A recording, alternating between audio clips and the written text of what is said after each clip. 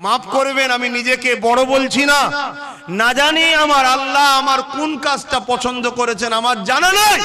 তবে আমার আল্লাহ আমাকে যতটুকু দেখিয়েছে ওই দেখানোতে আমি উপভোগ করছি, আমি দেখতে পাচ্ছি আগামী 1.5-2 বছরের মধ্যে আপনাদের উপরে যে সাইক্লোন হামলা আসছে আপনারা দিশেহারা হয়ে যাবে। আমি দেখতে পাচ্ছি আপনাদের মা বোনদের সঙ্গে কি হবে, আমি দেখতে পাচ্ছি আপনাদের ওপরে কি অত্যাচার নামবে, এটা আমাকে আল্লাহ দেখাচ্ছে।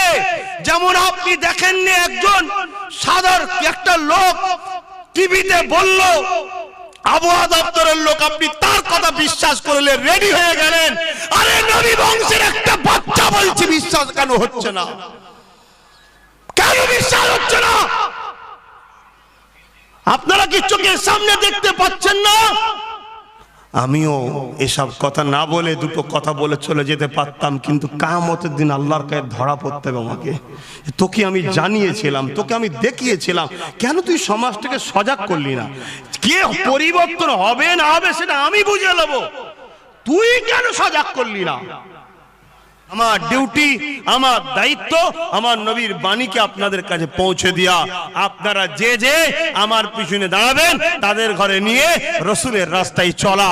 কেউ যদি নাও আসে একাই চলবো, একাই চলবো, এটা আমার ডিউটি, এটা আমাকে চলতে হবে, না হয় আমাকেও জাহান্নামে যেতে হবে। পীরের বেটা বলে আল্লাহ ছেড়ে দেবে এমন কোন শরিয়ত নাই, শুনছেন না শোনেননি?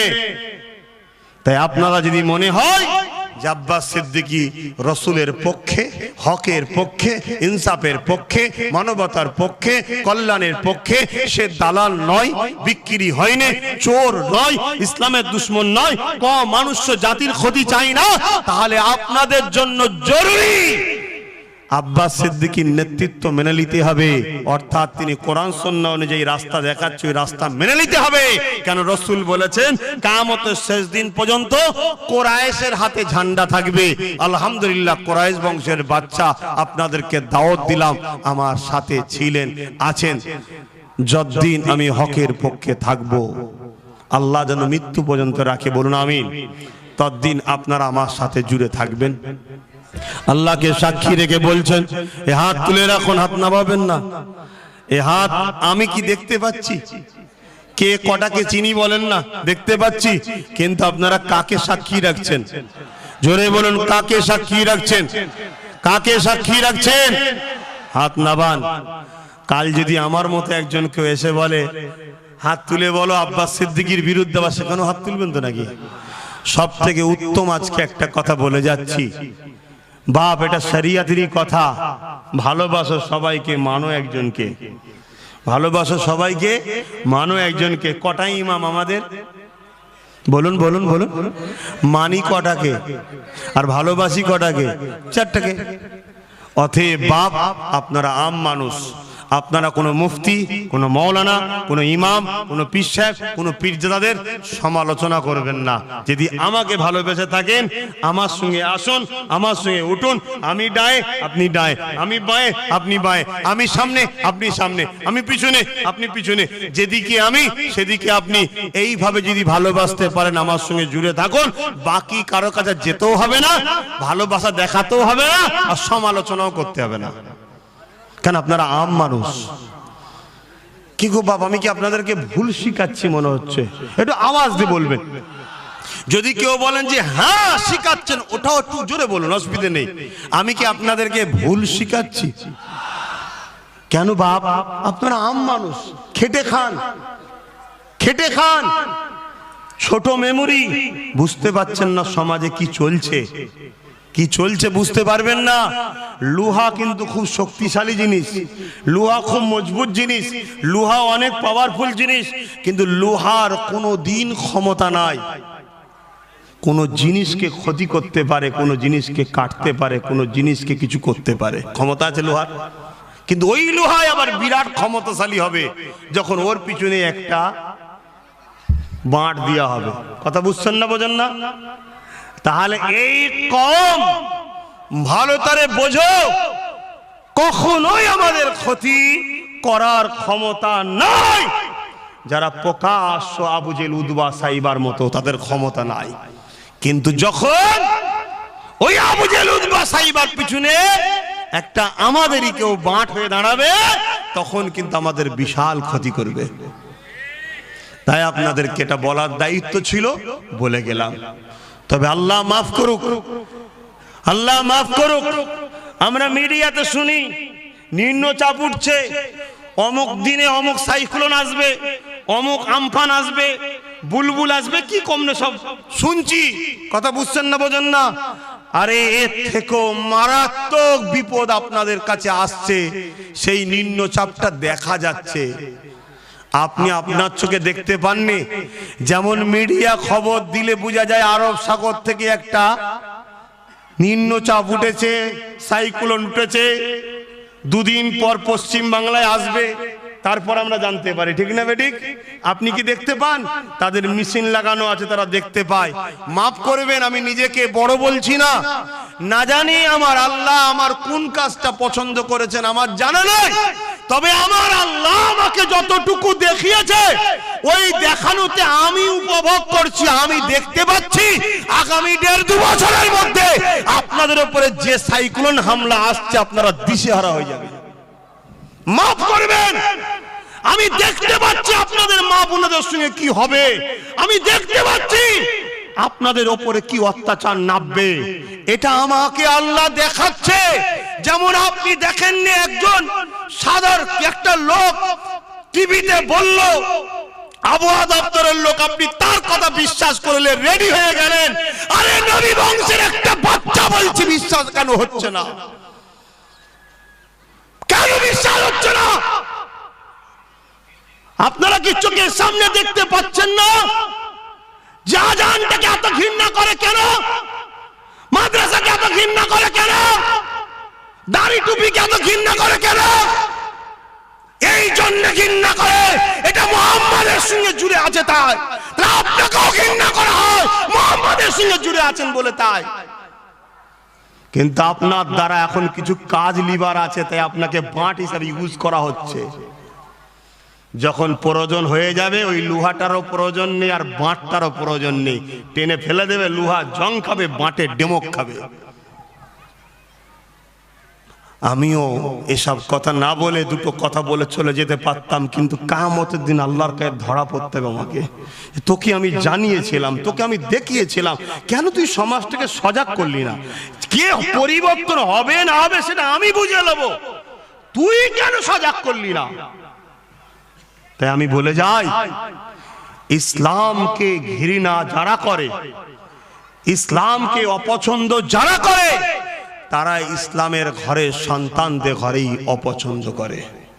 তুমি যতই মডার্ন সাজতে চাও, এই ভারতবর্ষে রিসেন্ট ঘটে গেল না, একজন কোরআনের বিরুদ্ধে কেস করেছিল, জানেন না? জানেন না? শত শেষে সে ইসলাম থেকে বেরিয়ে গেল।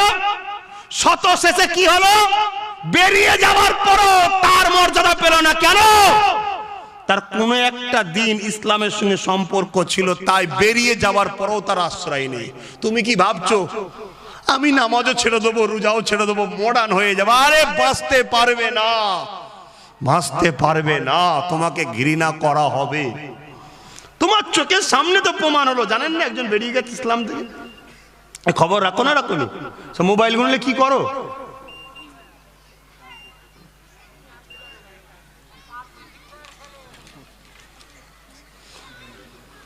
আর কথা বলার সময় নেই, নামাজ আছে। মাহফিলটা হলো খুশি না বাজার? ছেলেগুলোর পাশে আপনারা আছেন না নেই? মাহফিলে একটু খরচ আছে, দান করলে সব হয় না, গুনাহ হয়। 10, 20, 50, 100 যার যা খুশি দেন। আর বিসমিল্লাহ শরীফের সঙ্গে 11 বার দরুদ শরীফ, 3 বার সূরা ফাতিহা, 10 বার সূরা ইখলাস তেলাওয়াত করেন। একটা পত্রিকা আমি বার করি মাসিক, নিশ্চয়ই জানেন, রিসালাত। কোথায় গেলি? রিসালাত পত্রিকা বার করি, জানেন তো নাকি?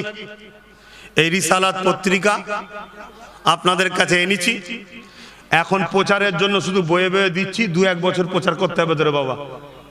ক্যামেরাওয়ালা তুলছিস নাকি? একটু প্রচার হয়ে যাক, বালতারিয়া তুলে নিচ্ছে। কেন? কিছু কথা আছে মুখে বলা যায় না, কলমে বলতে হয়। কলমের জবাব কলমে দিলে মানায়, ঠিক না? লিখার জবাব লিখাই দিলে মানায়। তাই আপনাদের ঘরে বলবো, এই পত্রিকাটা 2 স্টাইলে বার করা হয়েছে। একটা দেশ দুনিয়ার কথা, আর একটা হলো ধর্ম সম্বন্ধে আমাদেরকে অনেক ভুল বোঝানো হয়, তাই তার কিছু ধর্মীয় কথাবার্তা একটু শিক্ষার জন্য যাতে আমাদের বাড়ি বাড়ি পৌঁছায়, প্রত্যেকে নেবেন, নিজে পড়বেন, বাড়ির মা বোনেদের ঘরে নিজে পড়াবেন। কথা বুঝে আসছে না? নাই 5 কোটি টাকা খুচরো বার করে রাখুন। আপনার গ্রামে পত্রিকা নেন না? নেন তো নাকি? 1 টাকা হলো পেপার ওলা লাভ পায়, ওই পয়সায় আপনার পক্ষে খরচ করা হয়, তাই তো নাকি? অথচ এটা আপনার ঘরের ছেলে, আপনার ভাই বার করছি কেন? কিছু কথা আছে মুখে বলা যায় না, লিখার জবাব লিখাই দিতে হয়। বড় দুঃখ কি জানেন, এত কথা বলার পরও সমস্যা একটা জায়গায়, আপনারা অনেক দূরে সরে গেছেন শিক্ষার জগৎ থেকে। তাই আমি পীর আবু বকর সিদ্দিক নলেজ সিটি করছি, আপনারা জানেন তো নাকি? ওই নলেজ সিটির পক্ষে না বিরুদ্ধে? আপনারা কারা কারা গিয়েছিলেন একটু হাত তুলবেন। সত্য কথা বলছেন? মারহাবা। তো খালি হাতে গেছিলেন না দিয়েছেন? কিন্তু আমি এতটুকু জানি, মাঠে যার মানুষ ছিল 1 ভাগ 2 ভাগ ঢুকতে পারেনি, অনেকে রাস্তায় ছিল, অনেকে মিটিং শেষের পরে পৌঁছেছে, অনেকে দিবার জায়গা পর্যন্ত পাইনি। যাই হোক, আমার আম্মা বোনেরা, আপনারা যখন যাবেন ডাইরেক্ট ফুরফুরা শরীফে ছেলের বাড়ি পর্দার সাথে যাবেন, তখন আমাকে বলবেন, আমি যেখানে ড্রামে দেবো দেখাবো, ওই ড্রামে দেবেন, কারো হাতে নয়। বাপ ভাইয়েরা শুক্রবার দিন জানতো, যদি কেউ দিতে বাকি থাকেন ওই দিন দিতে পারেননি, শুক্রবার দিন যাবেন, আমার হাতে ডাইরেক্ট গিয়ে দেবেন, অন্য কোনো জায়গায় নয়। নলেজ সিটি বা আমার সংগঠনের কোনো কালেকশন আমভাবে কাউকে করার দায়িত্ব দেওয়া নেই। অনেকে ওয়াদা করেছিল আমি এত টাকা দেবো, এত টাকা দেবো, সব শুনেছেন না? 4 আনা পয়সা দেয়নি। কথা বুঝে আসছে তো নাকি? অনেকে ওয়াদা করেছিল আগে, 4 আনা পয়সা এখনো দেয়নি, পরে দেবে কি আমি জানি না, যেদিন দেবে সেদিন বলবো হ্যাঁ দিয়েছি, এখন বলে যাচ্ছি দেয়নি। তা আপনারা এই যে হাত তুলেছিলেন, আপনারা দিয়েছেন কি দেননি আপনারা জানেন, আল্লাহ জানে। আচ্ছা, অনেকে ভাবতে পারেন 100 টাকায় কি হবে বলুন তো, আজকের দিনে কিছু হবে? কিন্তু তারপরেও কেন বলা হয়? যাতে ধনী গরিব সবাই পীরের নলেজ সিটে শরিক হতে পারে, এজন্য সবাইকে আমি সুযোগ করিয়ে দিয়েছি। বাপ, আপনার 100 টাকায় আর একটা ইঁটে কিচ্ছু হবে না আজকের দিনে, এটা মনে রাখবেন। তো যাই হোক, আপনারা ওই পত্রিকাটা নেন, আর এই মাহফিলের জন্য যা যা খুশি একটু শরীফ হন। বলো স্যার, কি বলছো?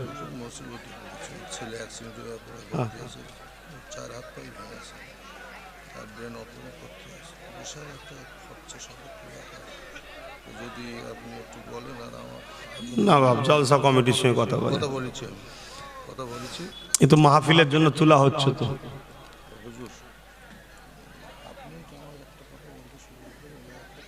বাবা, আমি এক্ষুনি দোয়া করছি, তারপরে বলবেন। খুনি কোথায় গেল? কালেকশন ছেলেগুলো কোথায় গেল? কমিটির ছেলেগুলো কই? বাপ দিচ্ছেন তো যার যা খুশি এই মাহফিলের জন্য। বাপ কি জন্য দিচ্ছেন? মাহফিলের জন্য। আসেন, ইয়া নবী সালাম।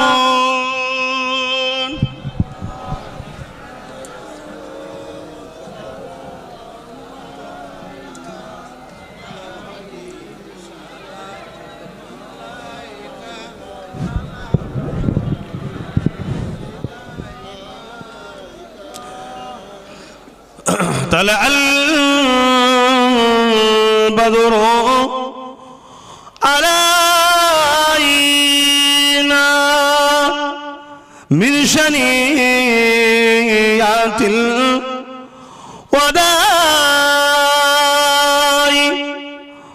وجب الشكر علينا ما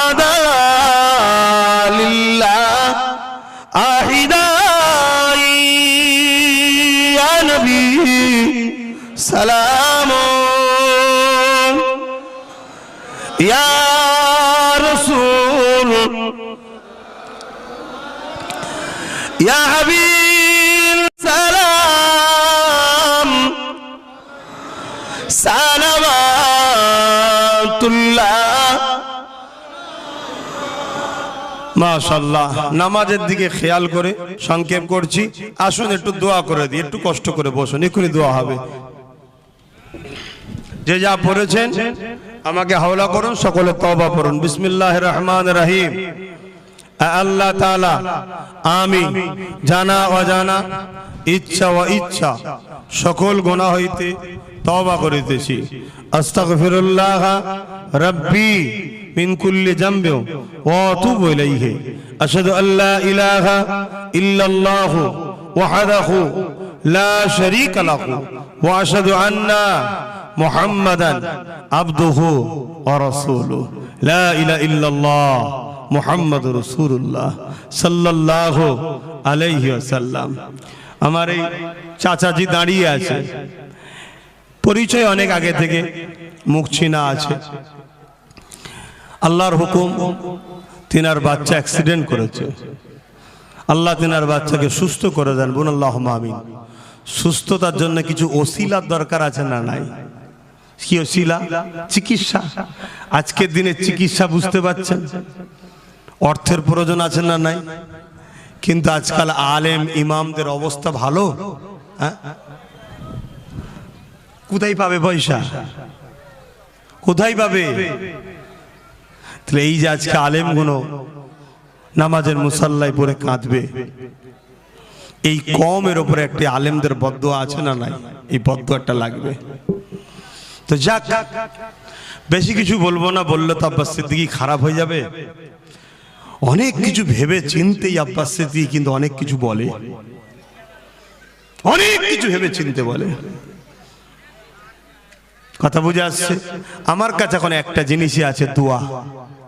অন্য কিছু আমার কাছে নাই, দোয়া করি। তবে হ্যাঁ, এইসব ভেবে চিন্তেও আমি নলেজ সিডিও তৈরি করছি। আল্লাহ যদি কখনো কামিয়াবি করেন, যদি আজ আমার থাকতো, বলতাম বাবা আপনি পাঠিয়ে দেন, আমি আমার পক্ষ থেকে আপনার বাচ্চাকে ফ্রি চিকিৎসা করে দেবো। কারণ আপনি আলেম মানুষ, আপনার সমাজে অনেক অবদান আছে দিনের।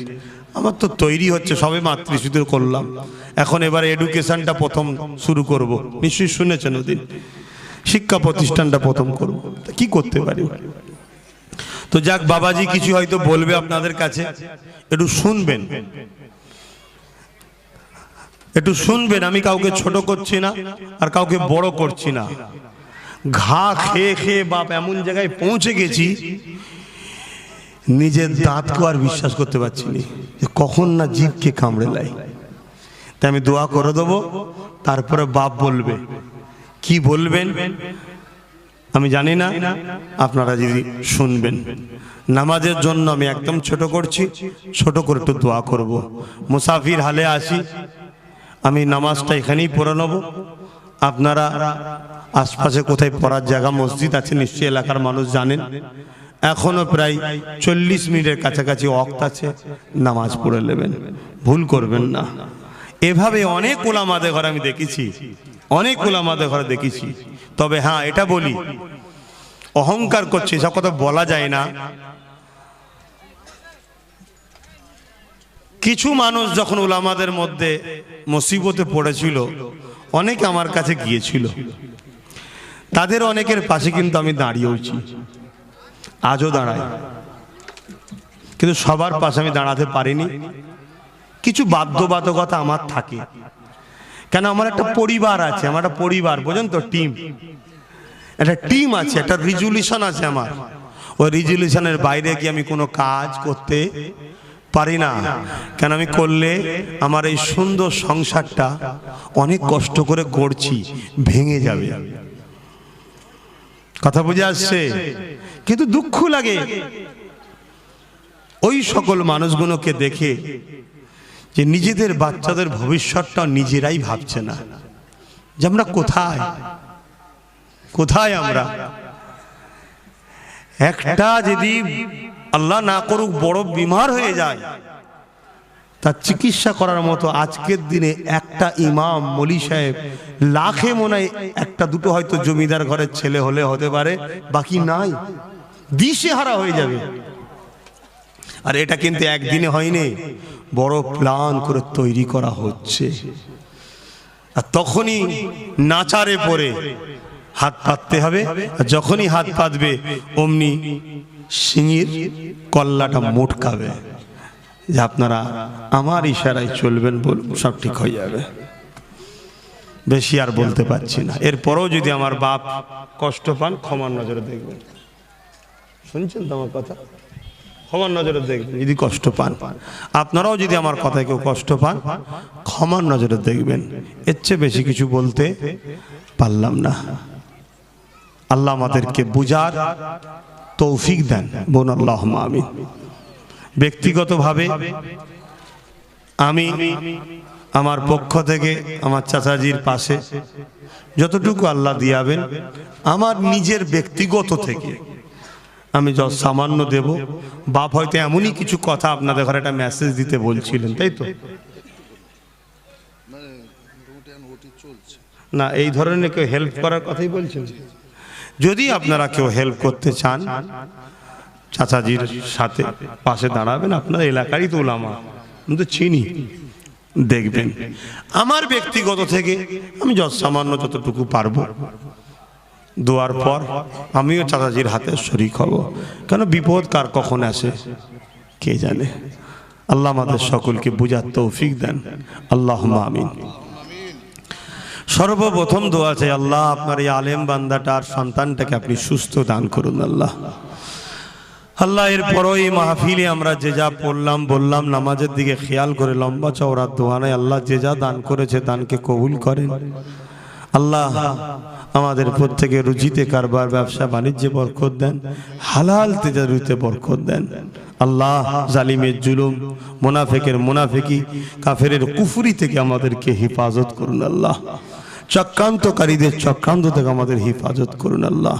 আল্লাহ আলেমে হাক্কানীদের দলভুক্ত আমাদেরকে করুন। মুর্শিদে আলা মুজাদ্দিদুজ্জামানের ছায়াতলে আমাদেরকে থাকার তৌফিক দিন আল্লাহ। দাদা হুজুরের মুরিদদেরকে টার্গেট করে করে যে অত্যাচার জুলুম হচ্ছে সেই জালিমদের হাত থেকে হেফাজত করুন আল্লাহ। আল্লাহ এই বাংলা ও দেশের জমিনে শান্তি দিন আল্লাহ, ইনসাফ কায়েম করে দিন আল্লাহ, ভ্রাতৃত্ব পয়দা করে দিন আল্লাহ। আল্লাহ আমার দেশের কে যারাই ভালোবাসে সবাইকে সুস্থ ভালো রাখুন আল্লাহ। আপনি আমাদের বউ বাচ্চা সন্তান মা বাপ সবাইকে সুস্থ ভালো রাখুন আল্লাহ। বিপদ আপদে হেফাজত করুন, এমন মুসিবত দেবেন না আল্লাহ যাতে আমরা বড় ভেঙে না পড়ি আল্লাহ। আমাদের ঈমান বড় দুর্বল। আমার এই চাচাজি আজকে তার বাচ্চা অ্যাক্সিডেন্ট হয়েছে আল্লাহ, আজ বাপ বড় পেরেশান আল্লাহ। তার পেরেশানিকে আপনি দূর করে দিন আল্লাহ। আল্লাহ আমার যতটুকু ক্ষমতা দিয়েছেন আমি কমকে, মানুষ জাতিকে, গরিবদের ঘরে বুঝাচ্ছি যে কৃতদাস প্রথা আবার আগিয়ে আসছে। গরিব অসহায় দিন দুঃখীদের উপর জুলুম, ইসলামকে টার্গেট করা হয়েছে, আগেও হয়েছে আজও হচ্ছে। কারণ ইসলামই মানুষকে দাসত্ব শিকল ভেঙে দিয়ে আজাদি দেয় আল্লাহ। তাই ইসলামিক সবাই আমার কওমের মানুষগুলোকে বোঝালাম ইসলাম কি, নবীর আদর্শ কোরআন সুন্নাহ অনুযায়ী জীবন করার জন্য এদেরকে বললাম। মালিক একদল ছদ্মবেশী মুনাফিক আমাদের সমাজে আছে যারা বড্ড জুলুম অত্যাচার করে, ওদেরকে হেদায়েত করে দিন আল্লাহ। যদি ওদের হেদায়েত কপালে না থাকে আল্লাহ, ওই লুটেরা বদমাই জালিম সন্ত্রাসগুলোর বিচার আপনার কাছে দিলাম আল্লাহ। ওদের বিচার আপনি করুন আল্লাহ। আল্লাহ ওদের হাত থেকে অসহায় মানুষগুলোকে হেফাজত করুন আল্লাহ। ওদের হাত থেকে এই সমাজটাকে হেফাজত করুন আল্লাহ। আল্লাহ আমার নলেজ সিটিকে আপনি কবুল করুন আল্লাহ। আল্লাহ আমার জীবনের শেষ স্বপ্ন আল্লাহ আমার মুর্শিদ কেবলার নামে জ্ঞানের শহর ও সুচিকিৎসার শহর আল্লাহ কবুল করুন আল্লাহ। আল্লাহ যে যেভাবে শরীক হয় দাঁড়ায় পাশে গিয়ে যাওয়া আশা করে আল্লাহ সবার ওপরে আপনি দয়া করবেন, রুজিতে বরকত দেবেন, কিসমত বড় করবেন আল্লাহ। আমার ছোট ভাই নওশাদ সিদ্দিকীকে আল্লাহ বাংলার ক্ষমতা দান করে দেবেন আল্লাহ। নাই সত্যের উপরে গরিব দুঃখীদের জন্য আল্লাহকে কামিয়াবি দেবেন আল্লাহ। আরো যারা রাজনীতি করছে বিভিন্ন দলে পথে, তাদের মধ্যে যদি কেউ ভালো মানব প্রেমিক দেশপ্রেমিক থাকে তাদেরকেও সুস্থ ভালো রাখুন। কিন্তু যারা লুটেরা বদমাই জুলুম মানুষকে হুমকি চুমকি দেয় আল্লাহ, তাদের হাত থেকে নিরীহ মানুষগুলোকে হেফাজত করুন। তাদের নাম নিশানাকে আপনি মিটিয়ে দিন আল্লাহ। যেভাবে আপনি এজিদকে মিটিয়েছেন, যেভাবে আপনি ফেরাউনকে মিটিয়েছেন, মালিক আপনার কাছে সাহায্য চাইছি। আজকের এজিদ আজকের ফেরাউনের বিচার আপনি করে দিন আল্লাহ। আল্লাহুম্মা হিদিনা সিরাতাল মুস্তাকিম। মাহফিল কে কবুল করুন, জলসা কমিটি কে কবুল করুন। কোরআনের মাহফিল, শরীয়তের মাহফিলের উপরে যারা অত্যাচার করছে আল্লাহ, আল্লাহ তাদেরকে হিদায়াত করুন। হিদায়াত কপালে না থাকলে আল্লাহ তাদের বিচার আপনি করুন আল্লাহ। আমার মা বোনদের সংসারে শান্তি দিন আল্লাহ। ভাঙরের মানুষ আল্লাহ, আমার মুজাদ্দেদ জামানের বড় পাগল মানুষ, ভালোবাসার মানুষ আল্লাহ। আল্লাহ ভাঙরের জমিনে শিয়ালদিন সুলতান আসগারি হুজুরের ভালোবাসার মানুষ আল্লাহ। আল্লাহ হুজুরের রুহানি দোয়া ভাঙরবাসী, কাশীপুরের মানুষ, এই থানার মানুষ সবাইকে আল্লাহ সুস্থ ভালো রাখুন আল্লাহ। আমিন আমিন আমিন আমিন। বারহাক কালিমাতি লা ইলাহা ইল্লাল্লাহু মুহাম্মাদুর রাসূলুল্লাহ সাল্লাল্লাহু আলাইহি ওয়াসাল্লাম। আপনারা আমাকে সালাম দেন। ওয়া আলাইকুম আসসালাম ওয়া রাহমাতুল্লাহি ওয়া বারাকাতুহু। আসসালামু আলাইকুম।